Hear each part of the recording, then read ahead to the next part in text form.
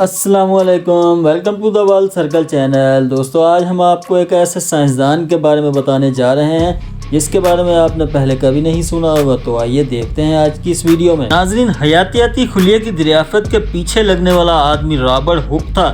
ان کے کاموں میں طبیعیات، ریاضی، فن تعمیر، سول انجینئرنگ اور ارضیات اور فوسل جیسے مختلف مضامین شامل ہیں۔ سائنس اور انجینئرنگ میں ان کے بہترین اضافے میں لچک اور ہک کا قانون، جانداروں میں خلیہ اور لندن کے مشہور پرانی عمارتیں ہیں۔ اپنی ذہانت کی بنیاد پر وہ انگلینڈ کے لیونارڈو ڈاونچی کے نام سے جانے جاتے ہیں۔ رابرٹ ہک 1635 میں Freshwater, Isle of Wight, England میں پیدا ہوئے۔ اس کے والد John Hooke Freshwater Church of All Saints میں مذہبی سربراہ تھے۔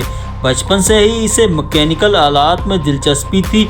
ہک شروع میں ایک آرٹسٹ بننا چاہتا تھا، اس لیے اس کی بنیادی تعلیم سر پیٹر لیلی کے تحت شروع ہوئی۔ ایک ڈچ پینٹر ہک کو احساس ہونے لگا کہ رنگوں کی بو نے اسے سر میں درد کیا۔ اس طرح اس نے یہ پیشہ چھوڑ دیا اور لندن کے ویسٹ منسٹر اسکول میں داخلہ لے لیا۔ اس نے ابتدائی تعلیم میں لاطینی، یونانی اور جیومیٹری سیکھی۔ اس کے بعد وہ آکسفورڈ کے وادم کالج چلے گئے۔ وہاں وہ رابرٹ ہوٹل اور جان ولکنس کے اسسٹنٹ بن گئے، جن کی اس نے 1660 میں نیومیٹک انجن ایجاد کرنے کے لیے ایئر پمپ بنانے میں مدد کی۔ ایک کیوریٹر تجربات کو منظم کرتا ہے اور انہیں عام کرتا ہے۔ اسی سال لندن کی رائل سوسائٹی ملی اور وہ اس کے ممبر بن گیا۔ مختلف قسم کے ڈیزائنوں میں اس نے اڑنے کے فن کا خیال دیا۔ اس دوران وہ سر جان کٹلر کے ماتحت میکینیکل آرٹس میں کٹلرین لیکچرر بن گئے، جنہوں نے انہیں مختلف آلات پر تربیت دی۔ بعد میں 1665 میں وہ گریشم کالج لندن میں جیومیٹری کے پروفیسر کے طور پر مقرر ہوئے۔ 2 ستمبر 1666 کی زبردست آگ کے بعد ہک نے لندن کے سروے کے لیے کرسٹوفر ویرین کے معاون کے طور پر خدمات انجام دی۔ 1672 میں جب آئزیک نیوٹن نے کشش شکل کے الٹا مربع قانون کی بنیاد رکھی تو ہک نے اس پر سرفہ کا الزام لگایا، لیکن نیوٹن کی زیادہ حمایت کی گئی کیونکہ وہ سب سے پہلے عوامی طور پر متعارف کرایا گیا تھا۔ 1678 میں رابرٹ ہک نے لچک پر اپنا قانون دیا۔ رابرٹ ہک کا انتقال 1703 میں ہوا اور اسے سینٹ ہیلن کے بشپس گیٹ لندن، انگلینڈ میں دفن کیا گیا۔